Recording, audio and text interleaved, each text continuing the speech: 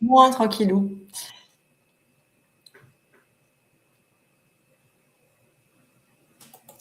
Bonjour à toutes et à tous et bienvenue sur Observactu TV.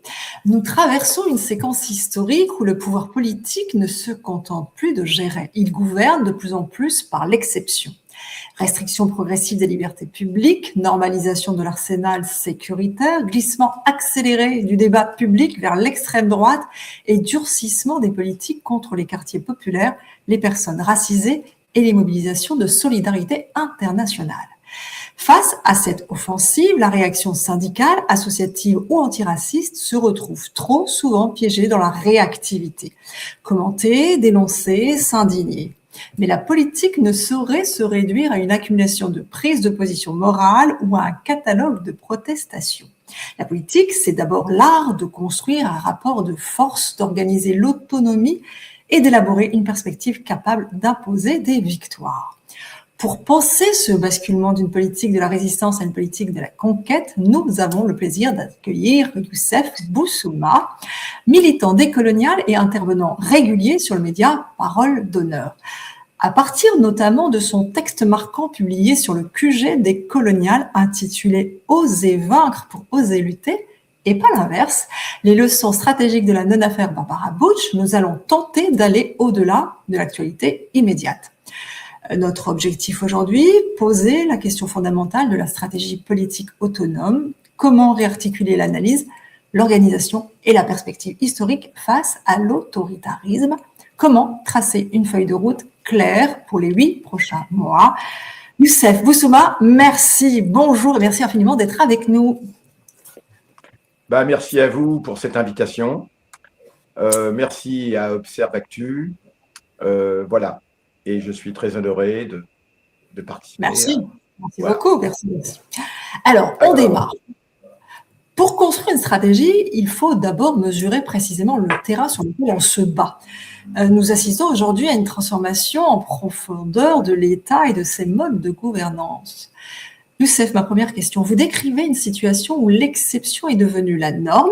En quoi ce tournant autoritaire actuel marque-t-il une rupture ou une continuité dans la gestion des quartiers populaires et des mouvements sociaux? Alors, tout d'abord, une petite précision. Rendons à César ce qui est à César. Ce texte que j'ai relayé, comment n'est pas de moi. Il n'est pas de moi, il est d'Houria Boutelja, mais il est évidemment assumé par la totalité, bien sûr, de la rédaction et de l'équipe de PDH. Hein. Mais cela, c'est pour préciser les choses. Et bien sûr, c'est un texte qui aussi a fait l'objet d'une discussion en amont, hein, même si c'est Houria Boutelja qui l'écrit ensuite. Hein, mais c'est juste pour préciser les choses. Merci de la précision. Merci. Je dis merci de la précision. Oui. Alors, votre question est tout à fait pertinente, puisque vous devez d'abord savoir que PDH, Parole d'honneur, est un média qui est lié au QG des coloniales. QG des coloniales, qui est on va pas dire une organisation politique, mais en tout cas qui est un cercle de réflexion politique, comme son nom l'indique, comment axé sur la décolonialité, et qui a succédé en 2020 au Parti des indigènes de la République. En tout cas, en ce qui nous concerne, hein, c'est la quasi-majorité de l'équipe du Parti des indigènes de la République qui a constitué QG des coloniales. Et Parole d'honneur, PDH, est un média qui est l'expression du QG des coloniales, qui ne se résume pas à lui. Voilà. Cela étant dit, eh bien, je dis cela pour expliquer que nous avons derrière nous une expérience d'une quinzaine d'années, évidemment, au Parti des indigènes de la République, qui avait succédé au mouvement des indigènes de la République, qui lui-même avait émané de l'appel des indigènes de la République, hein, en 2005. Et puis aussi pour un certain nombre de militants de PDH aujourd'hui, QG des coloniales, eh bien, c'est une expérience qui est même encore beaucoup plus ancienne. Hein.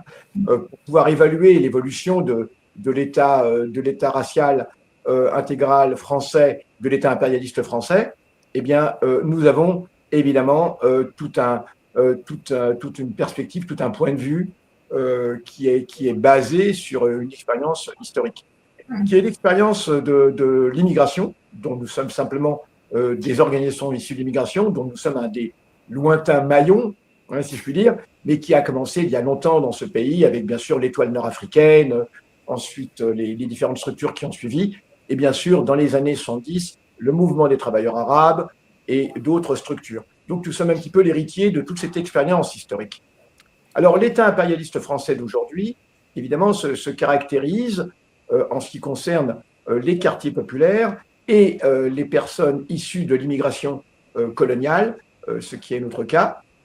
Les deux ne se superposant pas forcément, puisqu'il dans les quartiers populaires, il y a aussi des Blancs, hein, qui ne sont pas directement, mais qui partagent avec les populations que nous qualifions d'indigénisées, hein, eh bien, qui partagent eh bien, un quotidien commun, une oppression quotidienne, en plus de l'oppression raciale que subissent évidemment les personnes issues de l'immigration coloniale. Alors, c'est important de dire cela, hein, parce que les quartiers populaires ne se résument pas uniquement aux personnes dites racisées, hein, nous employons l'expression indigénisée, puisqu'en fait tout le monde est racisé dans ce pays, y compris les Blancs, bien évidemment, hein. C'est pas quelque chose qui émane de la volonté. Alors, pour caractériser cette évolution, eh bien, on peut dire que, et Madame Houriya Boutelja, enfin l'amie, camarade et sœur Houriya Boutelja, comment a bien caractérisé ça dans son livre Les Blancs, comment les beaufs et les barbares, mais aussi dans le bouquin précédent Les Blancs, les Juifs et nous, hein, et d'autres publications. Hein. Et c'est-à-dire qu'on a affaire à un État racial. Quand on dit l'État racial intégral, c'est-à-dire que l'État français, jusque-là, jusqu'on peut dire il y a une dizaine d'années, une quinzaine d'années, oui, puisque nous allons prendre la loi de 2004, la fameuse loi de 2004 sur les signes religieux à l'école, comme étant le début d'une césure. C'est-à-dire que jusque-là, l'État impérialiste français faisait semblant de maintenir une façade légale, égalitaire, hein, selon les fameux principes issus de la Révolution française, dont on sait à quel point ils avaient été égalés depuis bien longtemps.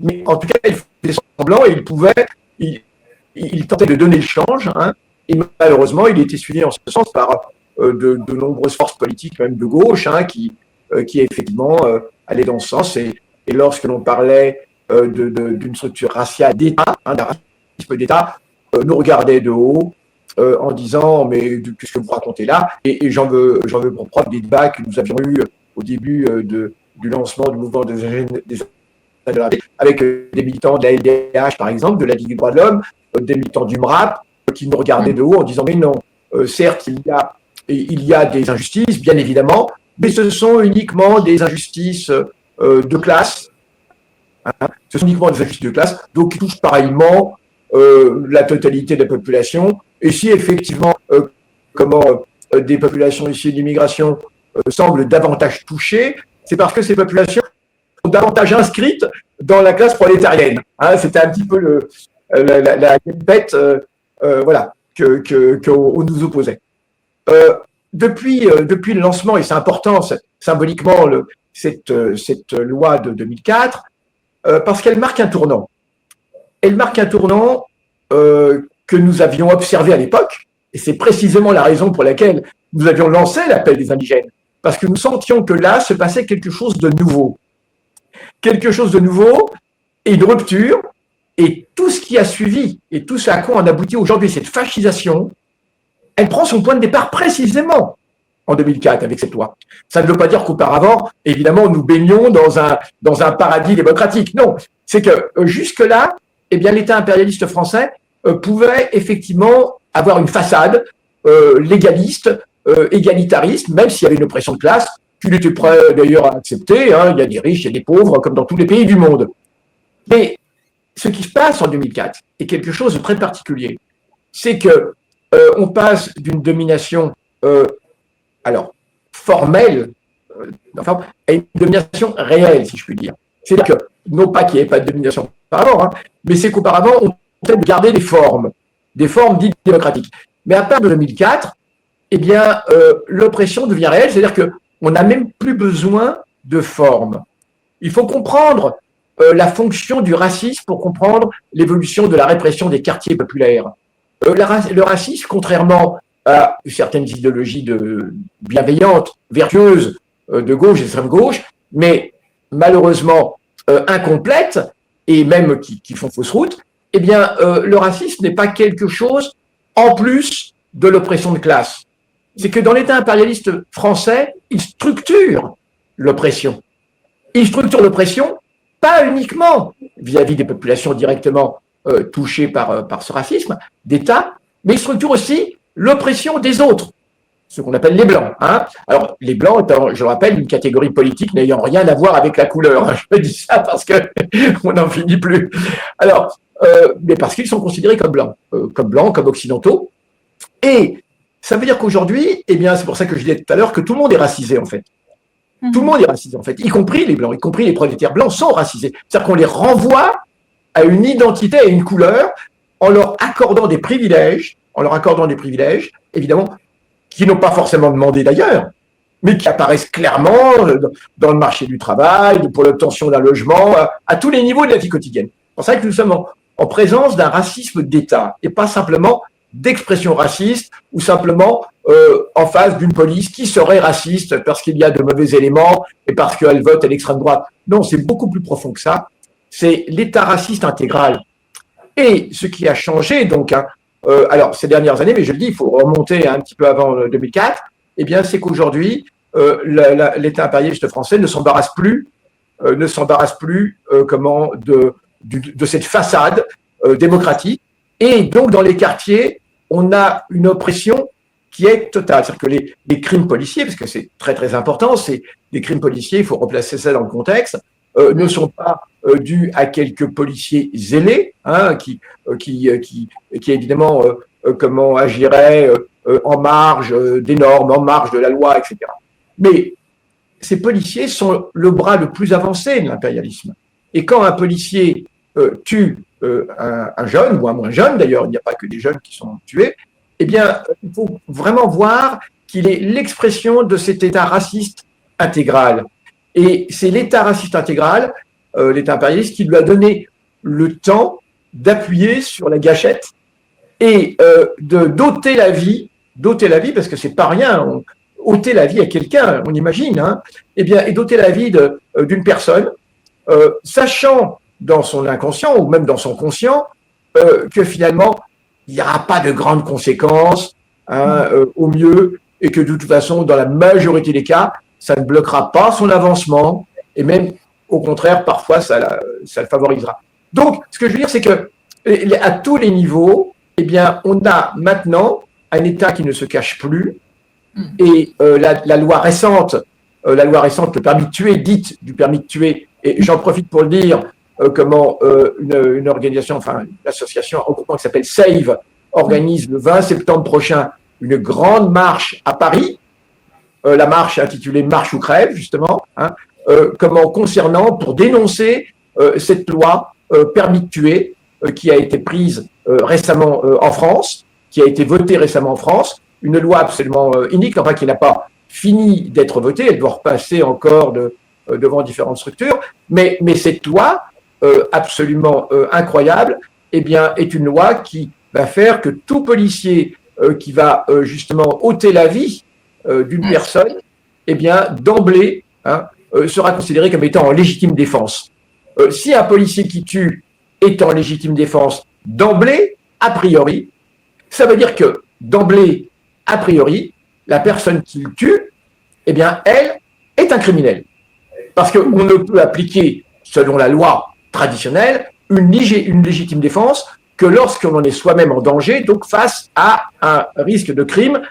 Voilà, c'est ça qui est absolument terrible. C'est que si on inverse les choses, ça veut dire que toute personne qui sera tuée par ce policier est suspectée, a priori, d'être coupable, d'être criminel. Voilà, c'est ça qui est absolument terrible. C'est ce qu'on oublie.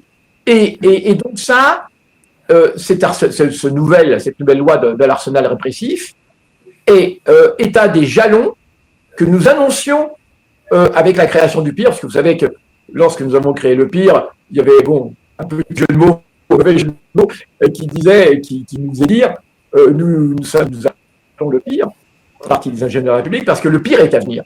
Alors le pire est à venir était à comprendre dans les deux sens. Hein, le pire en tant qu'organisation, mais le pire PIRE est à venir.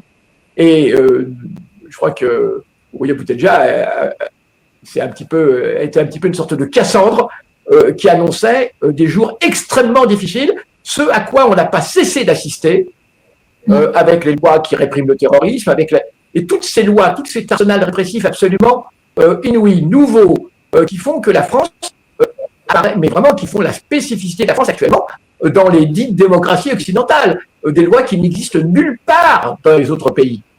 Précisons-le. Hein. Eh bien, tout cela, cette avancée, cette fascisation, eh bien, les quartiers populaires ont été ce laboratoire. Le laboratoire de cette fascisation. Voilà un petit peu, nous allons donc poursuivre l'entretien, mais c'était pour dire un petit peu que la chose nouvelle, c'est qu'effectivement, eh bien, cette façade dite démocratique c'est complètement écroulée, on n'en a même plus besoin, on est en situation de pré-fascisme, mais je pèse mes mots, on n'utilise pas ce genre d'expression à la légère, nous sommes dans une situation pré-fasciste, nous sommes à 8 mois d'élections qui vont être absolument déterminantes, qui vont être les élections les plus importantes, le tournant le plus important que ce pays ait connu, au moins depuis 1958, depuis avec De Gaulle au pouvoir, depuis la création de la Ve République. Je dis bien au moins, si ce n'est depuis l'après-guerre 1945. Donc, oui, ce sont des choses nouvelles. Aujourd'hui, bientôt, il n'y aura quasiment plus de procès. Il n'y aura plus de procès, parce que si un policier est considéré comme étant en légitime défense, il échappe à quasiment tout procès. Et c'est cela où, donc, un certain nombre d'affaires vont être classées sans suite. Et cela, eh bien, est une pièce nouvelle, un élément nouveau de cette dynamique fasciste. Oui, ça, c'est quelque chose de nouveau que nos aînés n'avaient pas connu. Et pourtant, je sais qu'ils en ont connu des choses terribles. Oui. Voilà, c'est une chose. En somme, finalement, le glissement du débat public vers l'extrême droite, ce n'est pas que le produit des médias, mais plutôt la structure même du pouvoir actuel si on vous écoute. Donc, on va poursuivre notre réflexion en entrant dans le vif de votre texte, du texte d'Ourien Boutelja, avec un cas concret. Dans cet article, vous prenez l'exemple des polémiques autour de la cérémonie d'ouverture des JO et de l'affaire Barbara Bush, non pas pour polémiquer, mais pour en faire un cas d'école et des errements stratégiques du camp progressiste et antiraciste. En quoi cette séquence sur les JO illustre-t-elle la différence fondamentale entre défendre une cause juste en principe et commettre une erreur stratégique majeure? Vous parlez de quoi précisément sur les JO du sujet colonial. Il y avait un parallèle qui avait été fait justement avec l'affaire Barbara Bush concernant la cérémonie d'ouverture des JO. Ça avait fait une polémique. Et donc, c'était Ourien, en tous les cas, l'avait analysé comme un cas d'école des errements stratégiques du camp progressiste et antiraciste. Ah oui, bien sûr. C'est que aujourd'hui, eh bien, l'État impérialiste français s'est construit, et d'ailleurs pas uniquement à cette occasion, mais longtemps, s'est construit un pack idéologique, exactement comme un pack informatique. Vous avez tout en un.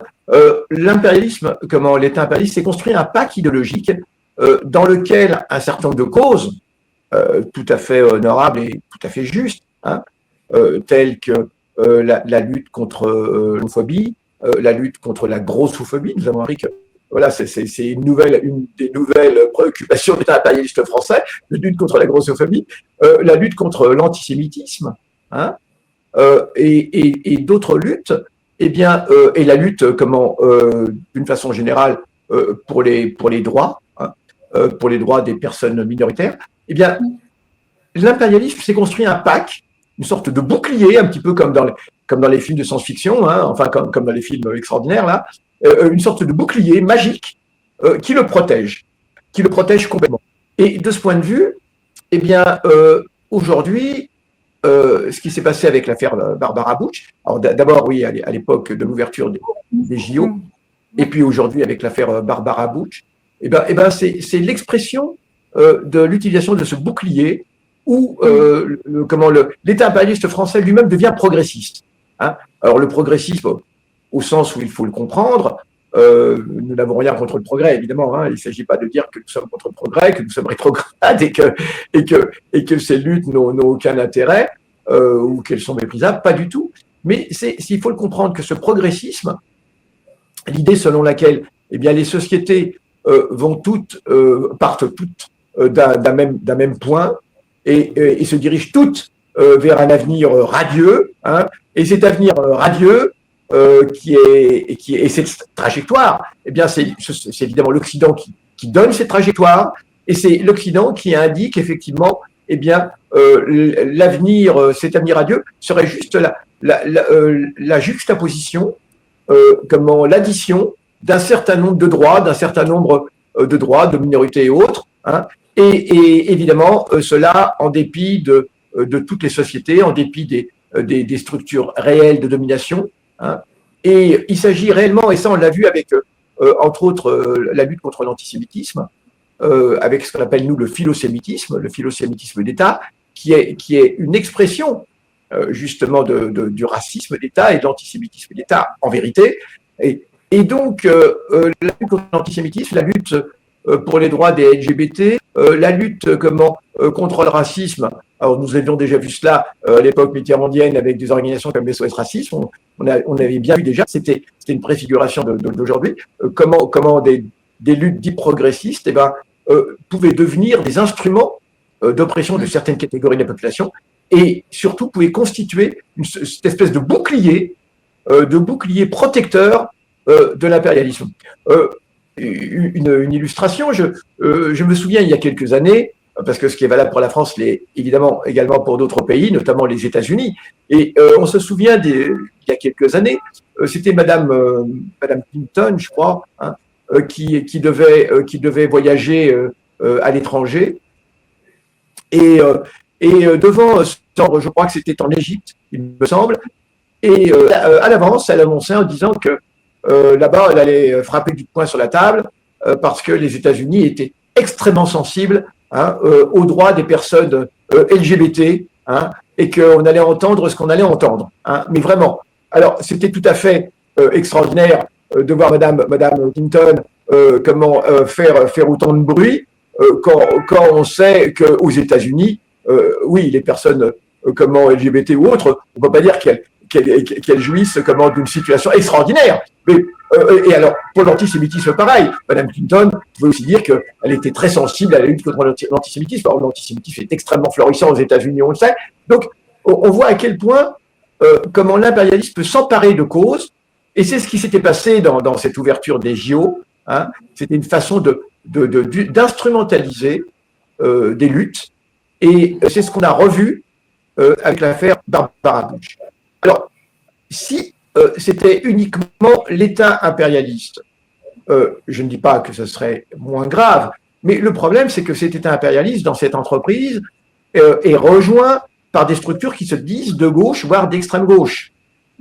Et certains médias, bien connus que nous ne citerons pas, mais certains médias qui aiment bien se faire qualifier d'extrême gauche, eh bien, ont marché dans cette instrumentalisation, marche dans ce progressisme. Ce progressisme nous empêche de voir le monde réel. Le problème est là. Ce progressisme, cette espèce de vision idyllique, nous empêche de nommer les choses. Et on voit bien que, par exemple, ce progressisme alors, une idée, par exemple, qui est développée, c'est l'idée selon laquelle, et ça, c'est un vrai problème, selon laquelle les premiers concernés auraient toujours raison. Alors, c'est à ce titre que, par exemple, Madame Barbara Bush est crue sans aucun problème par des médias que je cite, au nom des premiers concernés. Alors, sous prétexte que Madame Barbara Bush aurait subi des attaques de l'extrême droite, des attaques avérées d'ailleurs, hein, de l'extrême droite,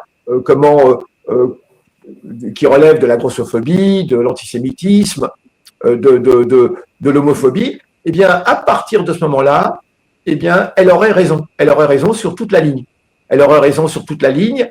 Et par exemple, eh bien, il n'y aurait absolument aucun problème chez elle concernant son soutien à l'État d'Israël. Il n'y aurait aucun problème chez elle concernant comment le fait qu'elle ait organisé une soirée à l'ambassade de France Tel Aviv, alors que à peine quelques kilomètres, une soixantaine de kilomètres, se déroulait le génocide que l'on sait, il n'y aurait aucun problème au fait qu'elle ait soutenu cette loi Yadan, soi-disant qu'elle n'était pas au courant, qu'elle pensait que c'était juste une loi contre l'antisémitisme, mais que depuis, eh bien, elle a protesté, et puis elle a dit non, c'était peut-être une bêtise. Voilà. Vous voyez comment effectivement, comment des causes peuvent être instrumentalisées, peuvent servir de paravent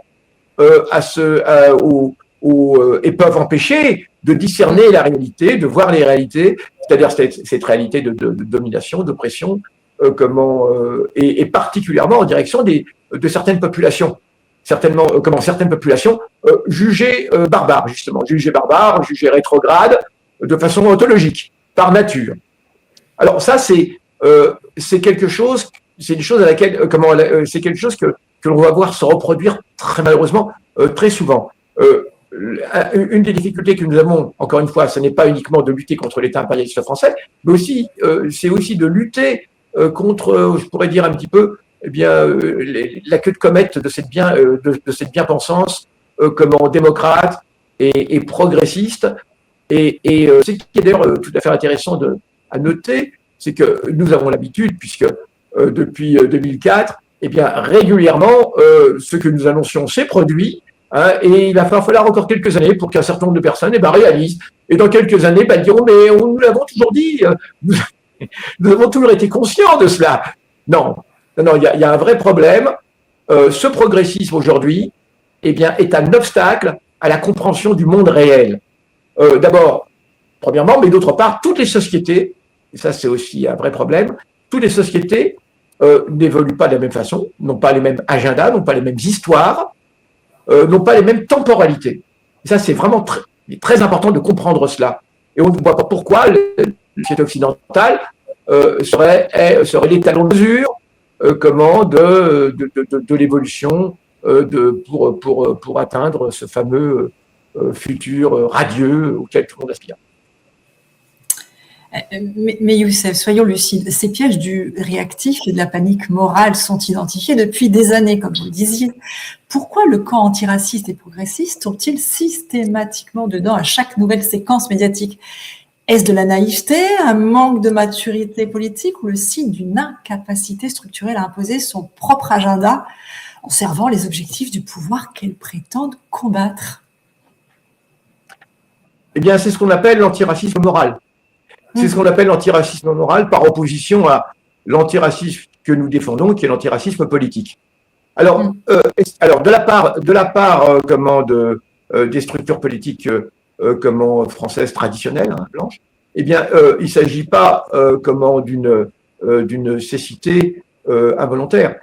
Il s'agit d'abord de ce que nos aînés appelaient l'eurocentrisme. D'abord, l'eurocentrisme, ce sont des structures qui sont extrêmement eurocentrées, et qui ont beaucoup de mal à penser le monde ou à penser d'autres sociétés indépendamment de leur étalon de mesure propre.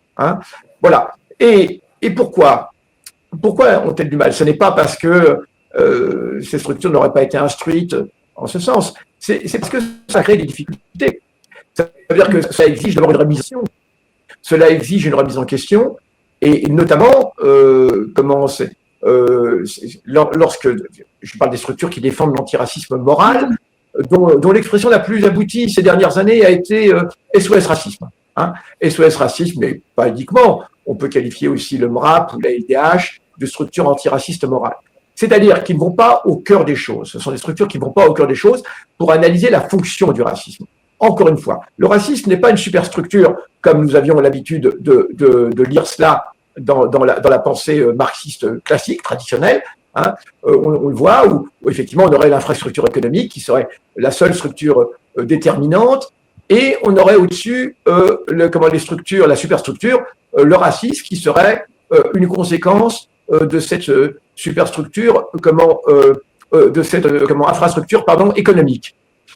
À la différence près que dans l'antiracisme politique, eh bien, c'est ce que je disais tout à l'heure, c'est-à-dire le racisme d'État n'est pas quelque chose qui s'ajoute encore une fois à l'oppression. C'est qu'à partir d'un certain tournant de l'histoire, et on peut dire avec l'arrivée, c'était quelque chose qui était déjà présent avant même les grandes vagues d'immigration, mais qui s'est accéléré avec les vagues d'immigration, eh bien, l'impérialisme a totalement intégré en son sein même, dans ces sociétés, et non pas à l'extérieur, dans les sociétés colonisées, comme c'était le cas auparavant. Mais il a intégré dans ces sociétés une forme d'apartheid social, sur lequel repose son exploitation. Il est indispensable de convaincre les populations traditionnelles de ce pays, pour paraphraser un infâme homme politique qui avait eu cette expression, hein. Il est indispensable d'expliquer aux populations traditionnelles, lui il disait le corps traditionnel de la nation. Il voulait dire les Blancs. Hein. Et il disait que, donc on peut dire que ce corps traditionnel de la nation, les Blancs, eh bien, il faut les convaincre qu'ils peuvent avoir un peu plus, qu'ils sont plus que ces populations racisées qui viennent, et que ces populations menacent même le peu dont ils disposent. Ça permet de ne pas le voir lutter contre le système de domination traditionnel. Et ça lui permet de faire corps avec son État impérialiste. Donc expliquer qu'il a des avantages, il a des privilèges, qu'il peut. Alors certes, ces privilèges, ils sont pas immédiatement visibles, mais ils sont bien réels, que de toute façon, il est au-dessus du panier. Hein, et lui assurer que jamais il sera en dessous. Hein, il sera en dessous de ces catégories qui servent un peu de référence et qui, catégories, au contraire, risquent de le déclasser. Hein, s'ils ne sont pas maintenus, en quelque sorte, la tête sous l'eau. Hein. Donc, ça permet de faire corps. Alors, ce racisme moral, qui est celui d'une certaine gauche, eh bien, comment agit-il dans cette structure? Eh bien, ce racisme moral, eh bien, il permet de ne pas aller au fond des choses, de ne pas remettre en cause les rapports de domination, les rapports de privilèges, dont bénéficient également ces forces dites progressistes, hein, qui bénéficient également une sorte qui leur confère. Alors, quand on dit privilège, il faut voir ça au sens large, ne serait-ce qu'une certaine autorité morale, une forme de domination, qui est une forme aussi de domination, hein, qui leur permet d'imposer des agendas, qui leur permet de faire accepter des choses quand on l'emmène, on ne devrait pas accepter. Par exemple, en ce qui concerne la cause palestinienne, puisque c'est quelque chose qui est très présent ces dernières années, hein, eh bien, en rester simplement à une superficialité, ne pas analyser les choses dans leur fond, dans leur fondement, eh bien, permet de faire accepter Israël comme étant un État comme les autres, avec ses gentils, ses méchants, sa droite, sa gauche, hein, et de ne pas remettre en question le fondement même de la création de cet État et de la justice foncière, c'est-à-dire de ne pas appeler un chat et de ne pas qualifier Israël d'État colonial, hein, par essence, et non pas par accident, uniquement dans les territoires occupés. Hein. Voilà. Donc, cette espèce d'antiracisme moral permet de ne pas aller au fond des choses, de ne pas remettre en question des certitudes, de maintenir une domination morale, y compris de la part de ces structures dites progressistes. Par exemple, lorsque Mitterrand crée SOS Racisme dans les années 80, eh bien, ça permet au Parti socialiste de ne pas aller au fond des choses, de ne pas rencontrer d'opposition.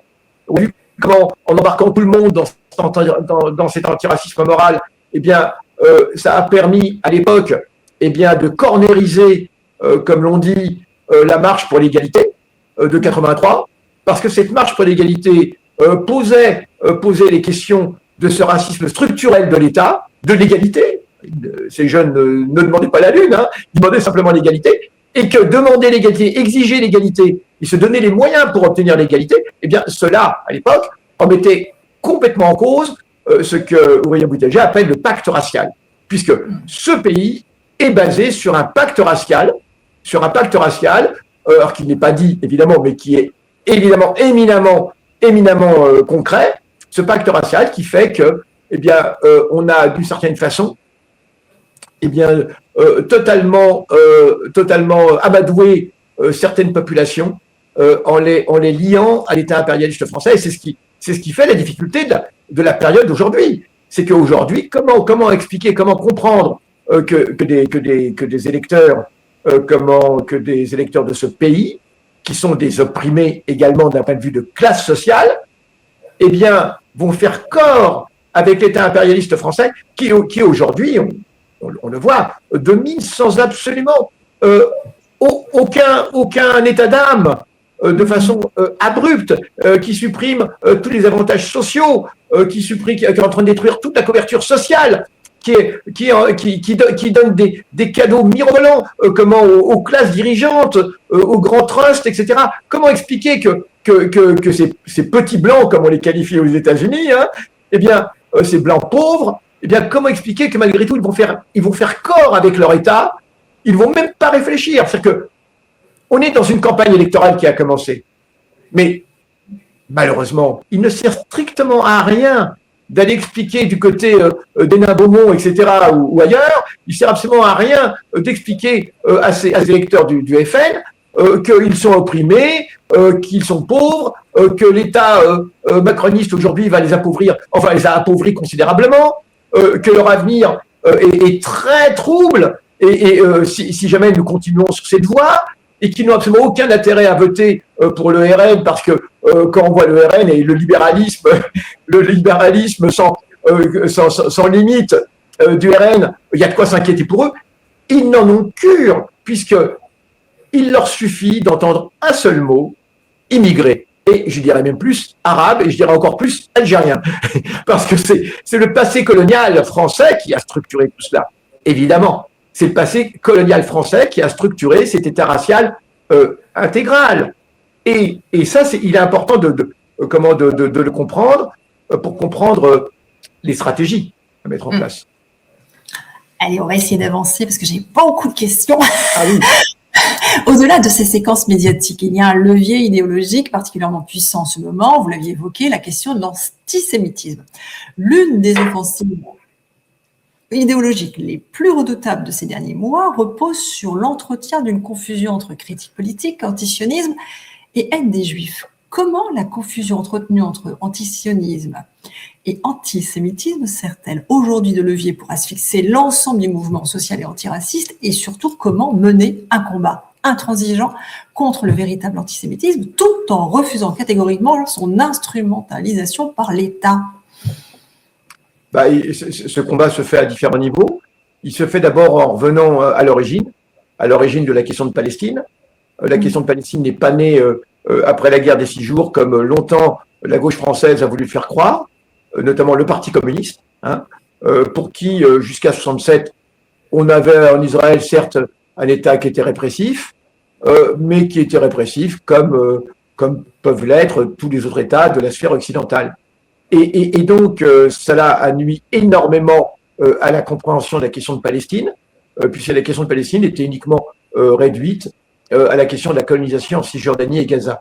Et cela, eh bien, a permis de tromper des générations entières, d'abord. Donc, il est important de revenir à l'origine. Alors, pour cela, un certain nombre d'historiens, d'abord, pour commencer, palestiniens, parce qu'on ne le dit pas assez, on a commencé, soi-disant, ici à connaître le fond du problème à partir de ce qu'on appelle les nouveaux historiens israéliens.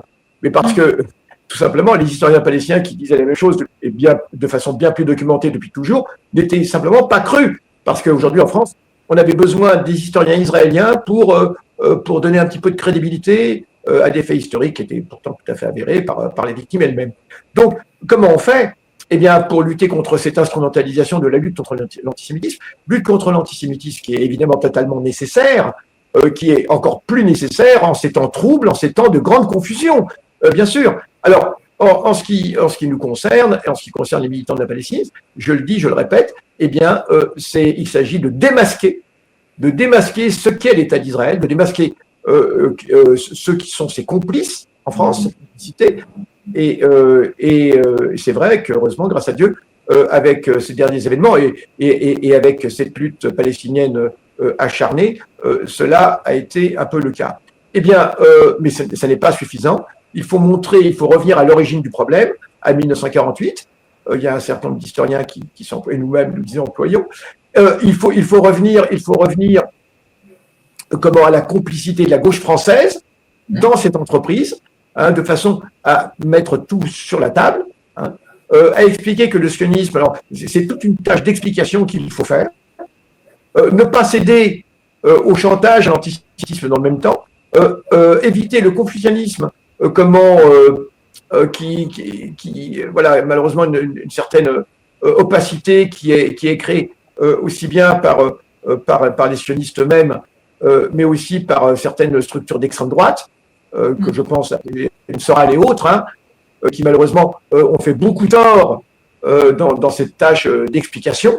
Hein, et il faut, mais surtout ne pas céder, surtout être solidaire du peuple palestinien, soutenir BDS, et bien sûr aussi avec nos camarades, nos excellents camarades de l'EJFP, de Tzedek, qui sont des compagnons de route depuis le début, et je tiens à le dire pour le GFP depuis même 2004, depuis la loi contre les signes religieux à l'école. Hein. C'est depuis cette époque que nous sommes ensemble, et même, je pourrais même dire, depuis les missions civiles en Palestine, en ce qui me concerne, au début des années 2000. Donc, voilà, il faut faire tout ce travail, ne pas céder, de dénoncer, alors cette loi Yadan, mais je le dis, cette loi Yadan, disons-le, en fait, n'ajoute pas grand-chose. Déjà, malheureusement, l'arsenal actuel est largement suffisant. Pourquoi je dis ça? Parce que il ne faut pas non plus trop effrayer les militants. Hein. À trop dire qu'effectivement on ne peut plus rien dire, les gens vont s'auto-censurer, risquent de s'auto-censurer. Donc effectivement, il y a cette loi Yadan, il faut lutter contre cette loi Yadan. Il y a des alliances à réaliser.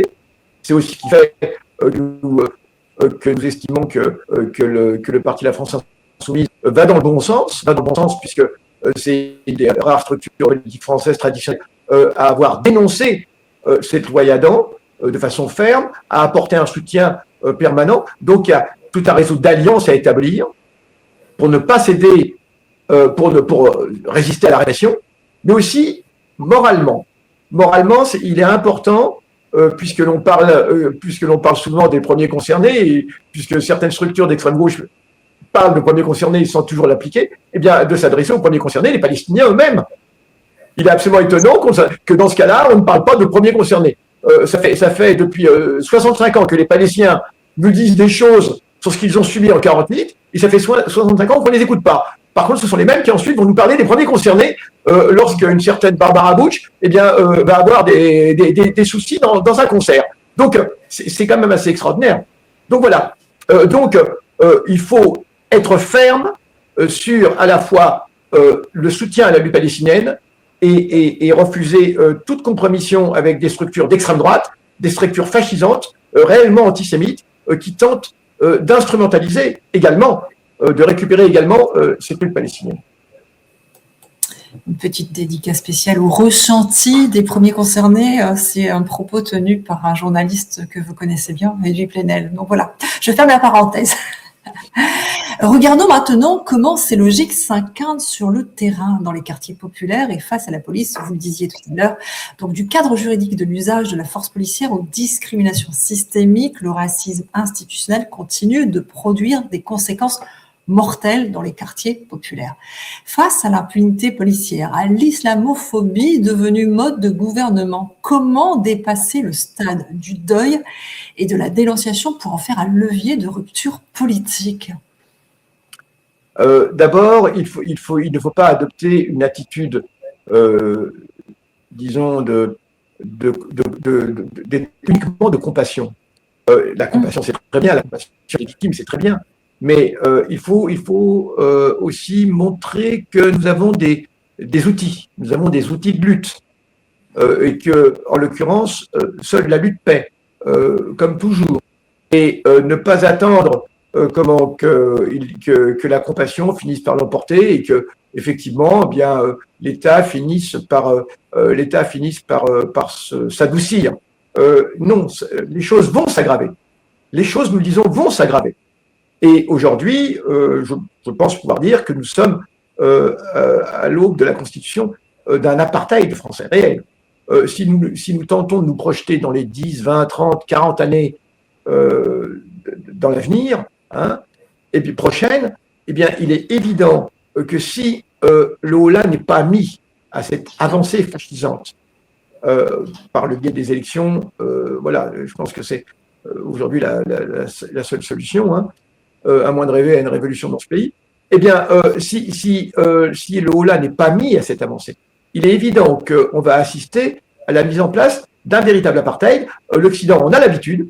Il l'a fait dans le passé depuis très longtemps. Hein. Il l'a fait sans, excusez-moi de remonter un petit peu, mais en Espagne au XVIIe siècle, a été mis en place un apartheid concernant les rescapés des populations musulmanes restées en Espagne après 1492, hein, après ce qu'ils ont appelé la Reconquista, qui n'a jamais été le Reconquista d'ailleurs, précisons-le, hein, puisqu'il n'avait jamais été dans le sud, comme les Castillans. Mais ce que je veux dire, c'est que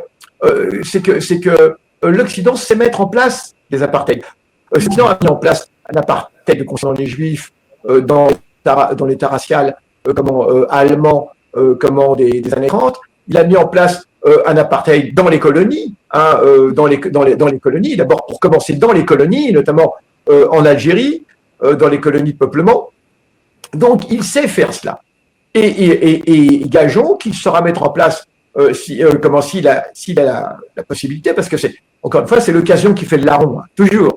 Hein. Et s'il en a la possibilité, et s'il n'y a pas de coup d'arrêt qui est porté à cette progression, à cette terrible progression, hein, à cette avancée, eh bien, il mettra en place un apartheid. Donc, par rapport à cela, il faut toujours voir plus loin. C'est-à-dire ne pas se contenter de réagir au coup par coup. Tiens, il y a eu un meurtre raciste ici, tiens, il y a eu encore un islamophobe, mais essayer de se doter d'outils de lutte pour l'avenir, et en ayant toujours cette vision, encore une fois, cette vision à la Cassandre, sauf que la pauvre Cassandre n'avait pas les moyens de mettre en place des structures, elle ne faisait qu'être visionnaire. Mais il faut être visionnaire et en même temps, il faut être actif. Il faut être acteur du monde d'aujourd'hui et non pas simplement subir. Donc, mettre en place des structures politiques. Alors, c'est ce que nous avons tenté de mettre avec le PIR. Bon, le PIR, nous avons fait un bilan, le PIR, ça n'a pas marché, hein, en tant que tel, mais il y a eu quand même des avancées. Le PIR a permis de mettre en place des structures de compréhension de la situation d'aujourd'hui, de mettre en place une sorte d'appareil conceptuel qui nous est bien utile aujourd'hui, hein, qui est progressivement admis par de plus en plus de monde. Et donc voilà, c'est mettre en place ces structures de lutte, ces structures d'information. PDH participe de cette structure d'information, c'est extrêmement important, d'information et de débat. Hein, et votre structure également participe de cela également, d'ailleurs, hein, il faut le dire, votre média. Et donc, voilà, c'est très important de ne pas réagir au coup par coup et de voir l'avenir. Et de ne pas avoir peur de voir cet avenir. Et encore une fois, je répète, je reprends ce jeu de mots, le pire est vraiment d'avenir. Puisque moi, c'est la théorie de la pente. J'ai cette théorie de la pente que je prends toujours comme exemple pour illustrer la situation d'aujourd'hui. Si l'on considère que la fascisation de cette société est un excès, hein, alors je prendrais l'image d'une petite bille d'acier qui dévale une pente, et cette bille d'acier qui dévale, je dis acier parce qu'il faut qu'elle ait un certain poids, une grosse inertie, et cette bille d'acier qui dévale, il n'y a absolument aucune raison qu'elle s'arrête dans la pente. Il n'y a aucune raison. Si il n'y a pas une force directement opposée, des lois physiques, hein, qui lui est directement opposée, et qui est une force supérieure, hein, à cette masse dont elle est dotée. Et donc voilà, cette bille, elle va continuer à descendre la pente. Cette fascisation va continuer à s'accroître. Cette islamophobie va continuer. Il n'y a aucune raison qu'elle s'arrête. Et se dire que un jour l'État va être rassasié, que l'État impérialiste va être rassasié, et qu'il va... C'est absolument faux. Hein, il ira jusqu'au bout. Et ça, c'est quelque chose que les gens doivent comprendre. Donc, se doter de structures autonomes, bien évidemment, puisque ce n'est pas parce que nous ne sommes plus au pire que nous ne croyons plus à l'autonomie, bien évidemment, de structures autonomes, mais de structures autonomes intelligentes. C'est-à-dire que, compte tenu du fait que nous sommes les descendants de colonisés, je dis, hein, les Noirs et les Arabes dans ce pays, eh bien, évidemment, une minorité, eh bien, il est évident que la question des alliances se posera. C'est quelque chose que nous avons déjà évoqué, dont nous parlions souvent à l'époque du PIR. Cette question des alliances, elle est même fondamentale. Cette question des alliances et cette question de la stratégie, et c'est quelque chose que je crois que vous vouliez aborder. Oui. Oui, oui, absolument. On fait encore un axe et puis on approfondit justement la stratégie. Donc, élargissons la focalisation. Ce contrôle sécuritaire s'expérimente aussi aux frontières de l'Europe. Ce qui s'y joue ne concerne pas seulement le droit d'asile, c'est le laboratoire où s'expérimente le contrôle sécuritaire intérieur. Du pacte asile et migration au verrouillage des Pyrénées, la fabrication d'une crise migratoire permanente alimente le dispositif de peur nécessaire pour faire diversion et valider l'agenda de l'extrême droite. Ma question, avec la généralisation des détentions automatisées et du tri expéditif aux frontières, la gestion des personnes exilées est-elle devenue la matrice des restrictions liberticides qui s'imposeront demain à toute la population? Alors, on pourrait répondre oui, mais à toute la population, avec une nuance, à toute la population non blanche.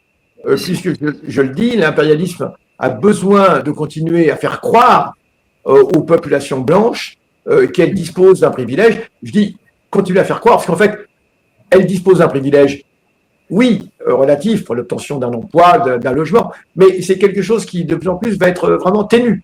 Et ce que je veux dire, c'est que effectivement, eh bien, ce contrôle aux frontières, il est nécessaire pour faire croire aux populations blanches à l'existence d'une sorte de sanctuaire, pour les sanctuariser moralement, sanctuariser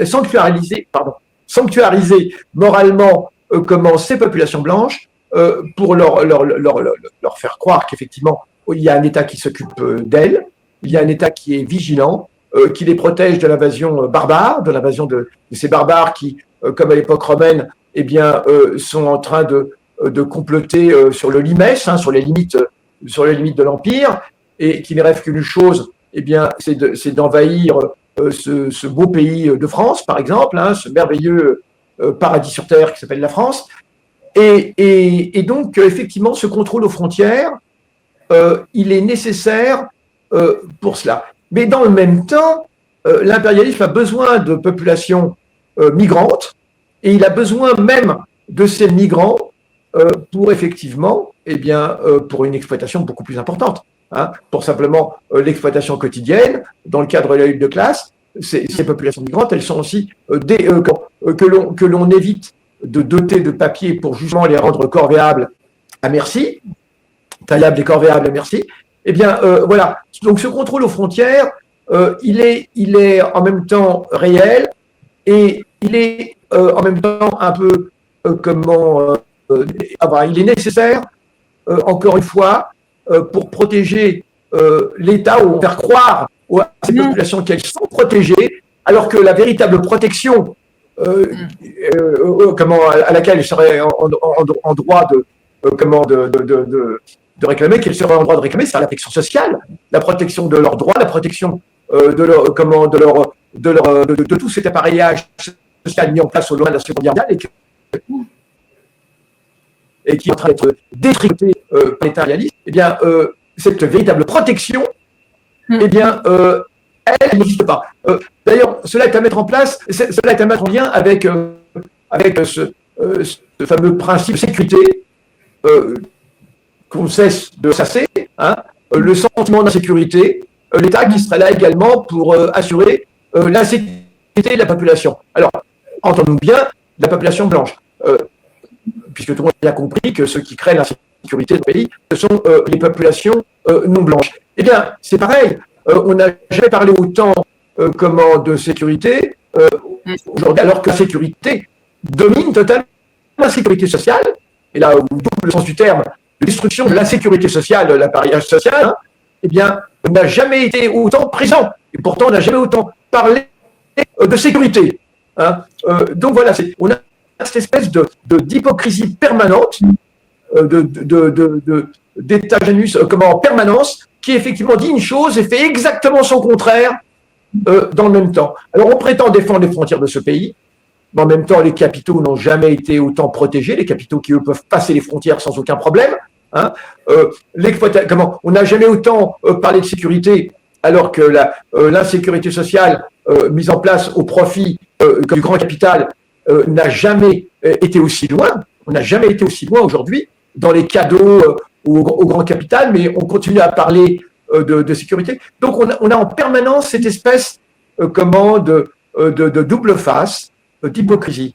Et ça, c'est important. Donc on fait jouer aux pays du Maghreb d'ailleurs ce rôle de protecteur de l'Empire français. Hein, ça leur est imposé d'une façon générale. Alors on organise les prétendues crises migratoires au gré des besoins. Voilà, donc ça c'est tout ce qu'il faut dire. Alors, sachant que l'impérialisme français a évidemment besoin de ces populations migrantes pressurisées, hein, voilà, dans son objectif de domination. Une pure mise en scène sécuritaire destinée à nourrir l'économie de la peur, en somme. Allez, arrivons au cœur de notre échange. Le constat est fait, la critique est posée, la question qui se dresse désormais devant nous est la suivante. Que fait-on? Si l'on refuse le rôle de simple commentateur de nos propres défaites, quelles doivent être les priorités politiques concrètes pour les mouvements autonomes et antiracistes au cours des 8 prochains mois? La stratégie, la mise en place d'une stratégie cohérente, encore une fois. Une stratégie, c'est pas, je le disais tout à l'heure, mais je le répète, une stratégie, c'est pas l'addition de mots d'ordre, l'addition de revendications. L'addition de mots d'ordre, de revendications n'a jamais été une stratégie. Hein. Sinon, il suffirait de mettre en place toute une série de mots d'ordre et dire, voilà, c'est ce que nous voulons, un petit peu comme, je le dis sans arrogance ni mépris, mais certains groupes d'extrême gauche qui pensent que, voilà, plus on va additionner les revendications et plus on est dans le vrai et plus notre stratégie est extraordinaire, performante et non. Non, une stratégie, c'est d'abord une vision. C'est d'abord une vision. Il s'agit d'être un petit peu visionnaire, de voir à long terme, de bien faire la distinction entre le tactique et le stratégique, entre le tactique et le stratégique, entre comment les questions de principe, hein, et leur application. Comme disait justement Lénine, ferme sur les principes, mais souple dans l'application. Hein. Donc, ça veut dire simplement faire de la politique. C'est ça, faire de la politique. Donc, il s'agit, pour les 8 mois à venir, et pas uniquement pour les 8 mois à venir, mais déjà pour les 8 mois à venir, avoir une stratégie cohérente. Le problème s'est posé, vous savez peut-être, ces derniers jours, avec une polémique, puisque Uriah Bouteflika, dans ce fameux texte dont vous parliez tout à l'heure, eh bien, on peut dire PDH, hein, puisque c'est quelque chose que nous prenons à notre compte, évidemment, qui a été discuté, eh bien, PDH met en avant la question d'une stratégie, et la question, pour les mois à venir, cette question simple. Étant donné l'état des forces dans l'État impérialiste français, étant donné l'état des forces politiques dans l'État impérialiste français, eh bien, ça impose à nous la question des alliances. Et c'est d'ailleurs quelque chose dont nous parlions déjà à l'époque du Pire, puisque dans les statuts du Pire, il était dit qu'effectivement, eh bien, nous allons œuvrer à la mise en place d'une majorité politique décoloniale dans ce pays. Nous n'avons jamais dit que nous seuls allions constituer cette majorité. Bien évidemment, nous n'avons pas les moyens, ne serait-ce qu'au niveau numérique. Donc, nous allons participer à la mise en place d'une majorité décoloniale. C'est-à-dire qu'une majorité qui prendrait en compte, alors peu ou prou, des revendications qui sont les nôtres. Les revendications qui sont les nôtres, et que je le peux très bien rappeler, alors en plus de nos revendications de classe, on va dire, hein, mais qui sont évidemment la lutte contre le racisme structurel, contre l'islamophobie, entre autres, la lutte contre les violences policières, évidemment, qui sont des violences d'État, je préfère dire les violences d'État, et la lutte, évidemment, pour les causes anticoloniales, au premier rang, bien sûr, la cause palestinienne, mais pas uniquement, contre la France-Afrique et autres. Donc, il s'agissait pour nous d'établir une alliance avec des forces politiques françaises qui iraient dans ce sens. Or, divine surprise, il se trouve qu'il y a quelques années, eh bien, naît la France insoumise, et que la France insoumise, alors peu importe les motifs, hein, eh bien, a pris en compte ces revendications essentielles. Lutte contre l'islamophobie, avec cette fameuse marche de 2019, qui était absolument extraordinaire, qui était même totalement inespérée, je le dis bien, totalement inespérée quand on connaît l'histoire politique de ce pays. il était absolument inespéré qu'un jour, un parti politique relativement important, eh bien, prenne en compte cette lutte contre l'islamophobie, contre laquelle nous luttions depuis 2004, hein, rappelons-le, en ce qui nous concerne. Eh bien, ce n'est plus le cas. Idem pour la Palestine. Et idem contre les violences policières. On se rappelle même le fameux débat de Jean-Luc Mélenchon à la télévision à propos des violences policières, où il avait été extrêmement ferme. Voilà. Donc, à partir de ce moment-là, eh bien, il nous a paru évident que dans le contexte impérialiste français, cette fascisation rampante, nous devions absolument favoriser l'arrivée au pouvoir de la France insoumise. Non pas parce que nous sommes militants de la France insoumise, non pas parce que nous avons décidé de nous fondre dans la France insoumise, et nous conservons totalement nos revendications claires, hein, d'un État, enfin, espérons-le, d'un État qui serait demain totalement décolonial, bien évidemment, pour la mise en place d'un nouvel ordre international, pour la mise en place pour la révision des termes de l'échange totalement inégaux, avec les pays du Sud. Bon, n'abandonnons absolument pas tout cela, hein, pour la décolonisation totale de toutes les colonies françaises actuelles, et pas uniquement la Kanaki, hein, mais les Caraïbes, la Polynésie, voilà, pour la destruction totale de la France-Afrique. Bien, nous ne perdons évidemment pas de vue tout cela. Et la mise en place d'une véritable égalité dans ce pays. Et la mise en place d'un État qui, d'une façon générale, pourrait avoir une structure socialisante, hein, voilà, plus ou moins poussée. Bon, eh bien, dans ce cadre, s'impose à nous le soutien absolu à la France insoumise dans la campagne électorale qui a commencé. Et on ne voit pas très bien comment il pourrait en être autrement. Dans ce cadre, il est évident que nous pensons que rien ne doit être fait qui puisse entraver cette arrivée au pouvoir de la France insoumise. Non pas par soumission nous-mêmes à la France insoumise, mais par claire analyse du rapport de force et de ce vers quoi nous allons. Nous allons vers le mur.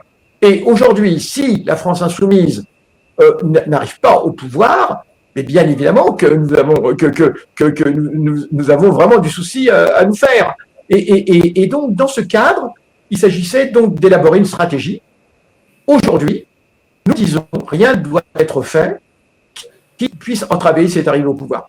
Alors, à ce niveau, on a sorti l'histoire de la loi de 2004 et un certain nombre d'associations, à juste titre, rappellent à quel point nous sommes attachés à l'abrogation de cette loi. Certes. Et nous-mêmes sommes toujours attachés à l'abrogation de cette loi. Mais c'est un problème de temporalité.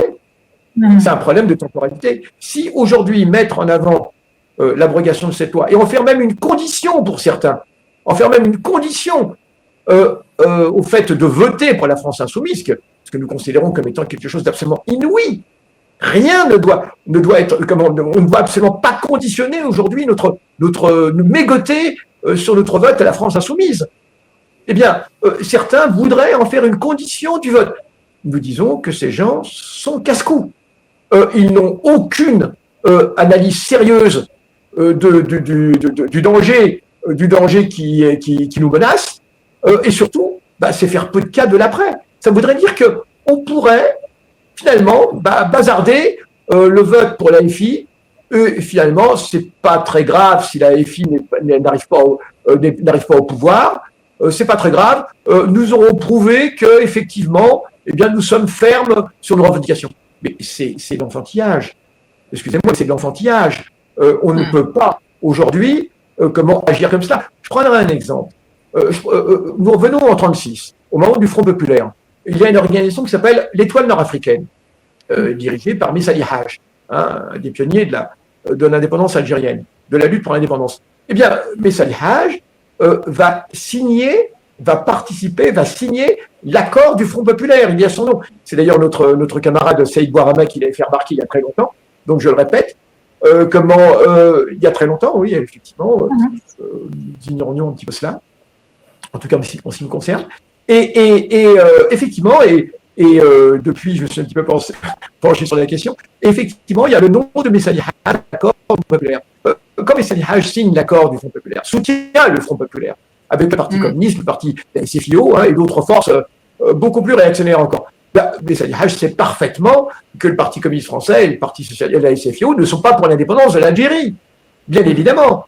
N'empêche qu'il considère que si le Front populaire arrive au pouvoir, avec tous ses manques, avec toutes ses lacunes, surtout concernant la question coloniale, eh bien, cela mettra la population algérienne en meilleure position pour pouvoir aller plus loin et mettre en avant sa revendication d'indépendance.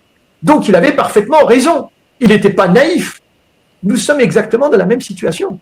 Personne n'est naïf, j'ai des coloniales, la PDH, et lorsque nous disons qu'il faut mettre aujourd'hui de côté cette revendication, de ne pas pressuriser, de mettre la pression sur la France insoumise, en exigeant d'elle que dès maintenant, elle se prononce pour l'abrogation de la loi 2004, sachant que cela va faire les choux gras, évidemment, de l'extrême droite, que cela va créer le trouble, y compris dans des milieux de gauche sur lesquels nous comptons de toute façon pour que Jean-Luc Mélenchon soit élu. Mais oui, c'est un fait que cette loi 2004, elle jette le trouble, c'est que nous avons besoin d'expliquer à quel point il est nécessaire de l'abroger.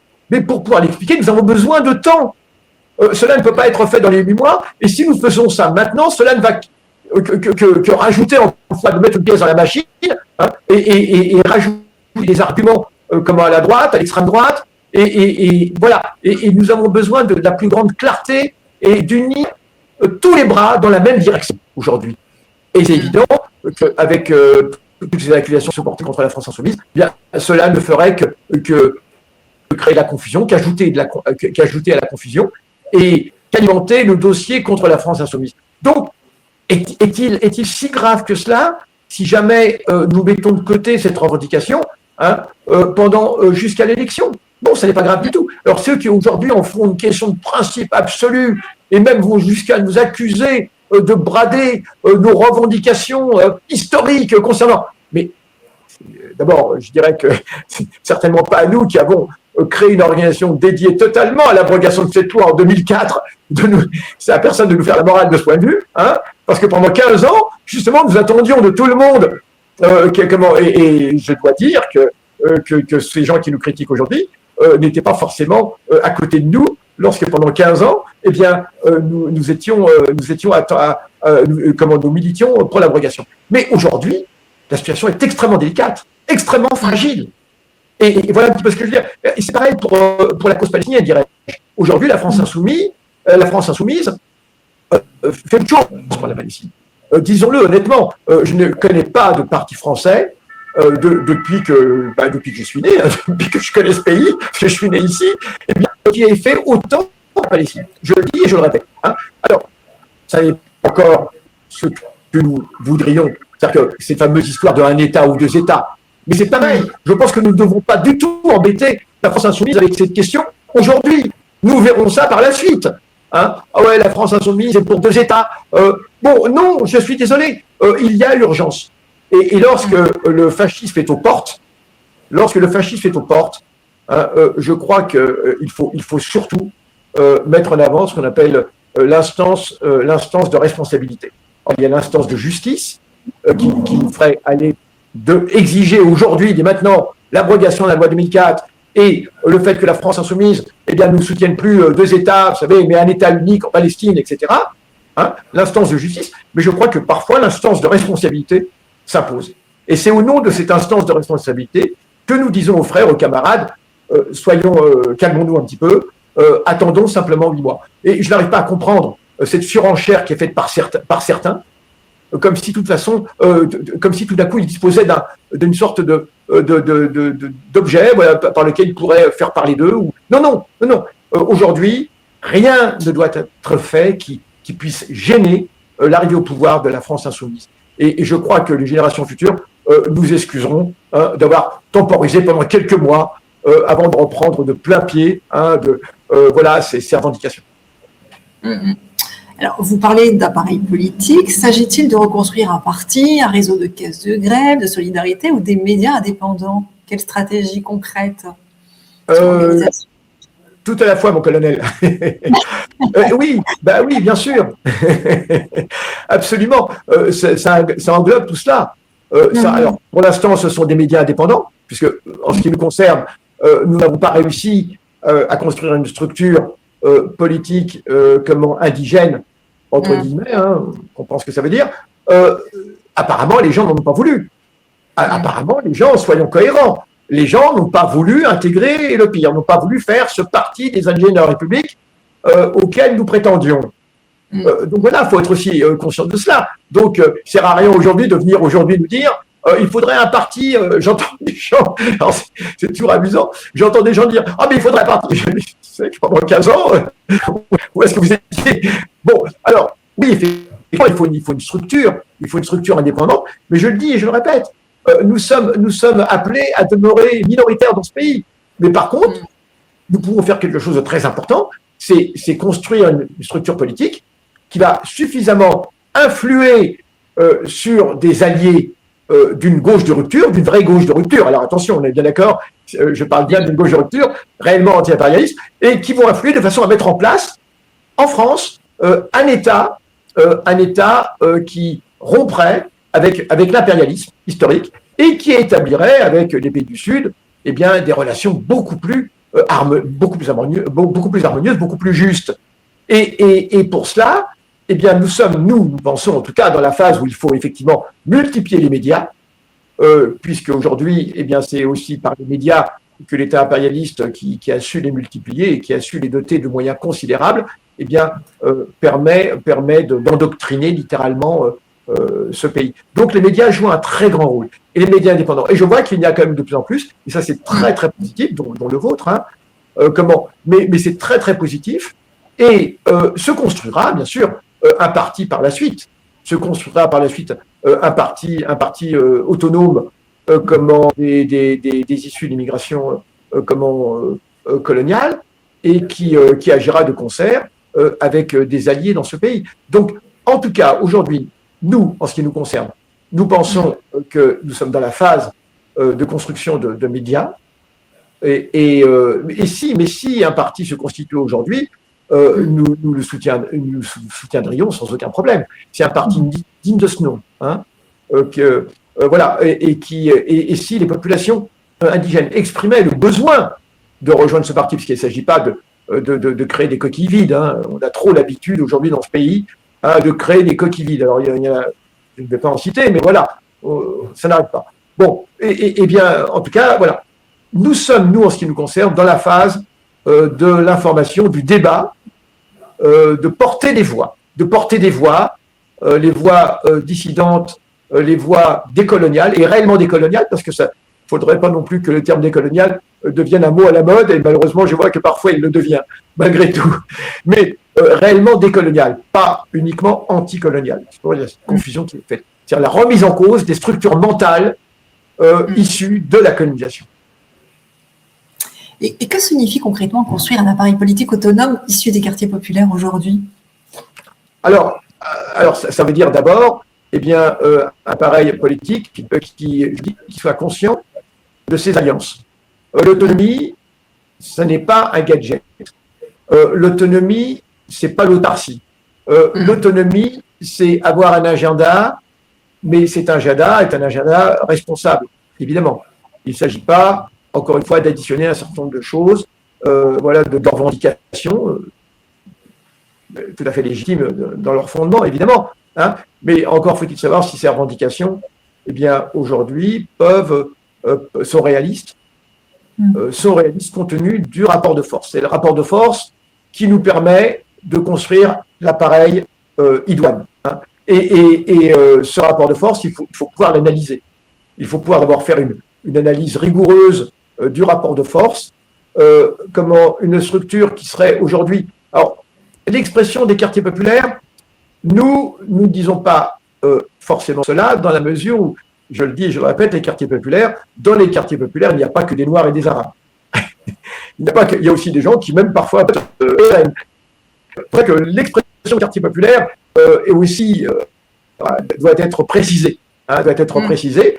Bien sûr que nous sommes attachés aux quartiers populaires, mais nous pensons aux populations issues de la colonisation, parce que ce sont ces populations qui, précisément, sont marquées par une inégalité structurelle. Et donc, la question n'est pas uniquement géographique, urbaine, hein, elle n'est pas uniquement géographique, elle est surtout, eh bien, cette injustice, elle est vraiment, cette inégalité, elle est politique. Elle est politique, elle vise des catégories de population que l'on a définies comme étant, encore une fois, comme étant des barbares, comme étant non, que l'on ne peut pas mêler avec le reste de la société. Oui. Non assimilable, on va dire ça, c'est ça? Alors, assimilés, ils le sont, mais en situation d'infériorité. Hein, oui. On peut être assimilé tout à fait, mais en situation d'infériorité. C'est le mensonge de l'assimilation. Mais nous, évidemment, nous parlons d'égalité. Nous parlons d'égalité, de structure horizontale. Alors, au regard du temps qui avance, on va essayer de conclure. Donc, nous arrivons au terme de cet échange dense. Votre article emprunte une formule célèbre en l'inversant. Oser vaincre pour oser lutter et pas l'inverse. Youssef, comment passe-t-on concrètement d'une politique de résistance qui attend les coups du pouvoir pour y réagir à une politique de conquête? Autrement dit, quelles sont les conditions matérielles et militantes pour construire la victoire plutôt que d'organiser la survie? Alors, oser lutter, oser vaincre, ça c'est la formule de Mao Tse-tung, hein, la fameuse formule du président Mao Tse-tung. Et évidemment, le titre là est inversé, c'est oser vaincre pour oser lutter. C'est simple. Oser vaincre, c'est permettre l'élection de la France insoumise, permettre l'élection de Jean-Luc Mélenchon, donc oser vaincre avec l'élection de Jean-Luc Mélenchon, pour pouvoir lutter, parce que nous pensons que dans ce cadre, eh bien, comment l'élection de Jean-Luc Mélenchon, va créer des structures favorables à la lutte. Nous n'avons pas dit que cette élection va permettre d'atteindre le nirvana. Nous disons que cette élection va nous permettre de lutter, parce que le plus dur sera à faire ensuite, ce sera de lutter. Mais cette élection permettra de mettre en place des structures de lutte, de résistance beaucoup plus favorables. C'est cela que nous voulons signifier avec oser vaincre, oser lutter. Eh bien, mettre tout en place pour favoriser cette victoire de Mélenchon, et donc, entre autres, ce que nous expliquions tout à l'heure, mettre de côté un petit peu des revendications traditionnelles pour ne pas gêner cette élection, pour pouvoir lutter, parce que de toute façon, seule la lutte paie, encore une fois, c'est un autre slogan du président Mao, puisque si nous voulons rester dans cette analogie, et donc dans ce genre de citation, et pour lutter, eh bien, seule la lutte paie, ça veut dire qu'il va falloir, si l'élection de Mélenchon était obtenue, eh bien, cela veut dire que un certain nombre de lois liberticides seraient abrogées, simplement seraient mises au rencard, parce qu'on peut aussi mettre au rencard des lois qui ont été votées. Hein. Ça arrive, hein, il y a des lois qui existent aujourd'hui qui ne sont plus appliquées, hein, qui pourtant avaient été appliquées. Et ça veut dire pour de nouvelles lois qui, au contraire, favoriseraient les libertés, mettre en place, exiger par notre lutte, évidemment, hein, le droit de vote des immigrés, comme on dit, hein, comme nous disions, une des revendications, encore une fois, c'est pas la Lune, c'était une des propositions du programme commun de Mitterrand en 81, ça ne nous rajeunit pas, mais qui n'a jamais été appliqué, hein, que Hollande avait refusé de mettre en application vers 2014-2015, alors que selon des sondages, même à l'époque, eh bien, c'était pas si défavorable que cela, la situation n'était pas si défavorable, et des sondages indiquaient qu'au moins au plan local, eh bien, les Français n'étaient pas opposés. Donc, il faudra relancer tout cela, mais par notre lutte. C'est notre lutte et notre mobilisation. Exactement comme en 36, si on reprend l'analogie avec 36, eh bien, on le voit très bien, s'il n'y avait pas eu les grèves de 36, le Front populaire aurait été beaucoup moins loin dans les conquêtes sociales qui avaient été mises en place. Donc, de toute façon, nous n'y couperons pas. Nous n'y couperons pas. Il s'agira de lutter.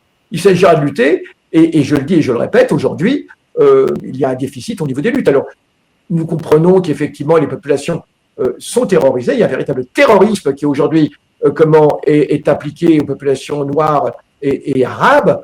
Ça, c'est clair, un véritable terrorisme qui a commencé il y a longtemps déjà, hein, qui a commencé à l'époque de Manuel Valls, sous Hollande, déjà sous Sarkozy.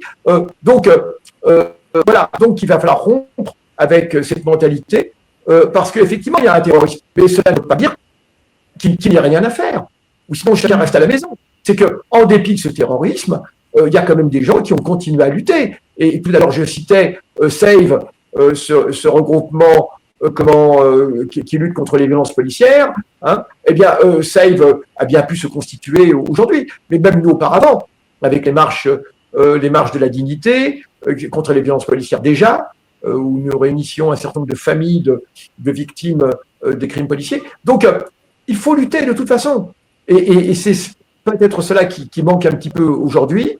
Voilà, il ne faut surtout pas se décourager. Je comprends qu'effectivement, un certain nombre de populations sont aujourd'hui découragées, mais voilà, il ne faut pas se laisser aller. Et de toute façon, l'élection de Mélenchon ne sera pas une fin en soi, ce sera le début de quelque chose. Ce sera en même temps un aboutissement, puisque c'est l'aboutissement malgré tout, c'est la mise en place, c'est un tremplin. Il faut voir ça comme étant un tremplin qui va nous permettre de rebondir dans nos luttes, hein, et notamment dans les quartiers ségrégués, hein, évidemment, particulièrement ségrégués racialement ou socialement. Alors, merci, cher Youssef Boussouma, pour la clarté de vos analyses et cet effort indispensable de clarification stratégique. Donc, je rappelle à ceux qui nous écoutent que votre article « Oser vaincre pour oser lutter » et pas l'inverse, est à retrouver sur le site du QG décolonial. La politique n'est pas un spectacle auquel nous assistons, c'est un rapport de force que nous avons la responsabilité de construire, comme vous le dites si bien. Merci à toutes et à tous de nous avoir suivis, partagez cette émission autour de vous et à très bientôt. Merci beaucoup, Youssef. Merci à vous. Enchanté. Oui. À bientôt. À bientôt. Au revoir. Au revoir.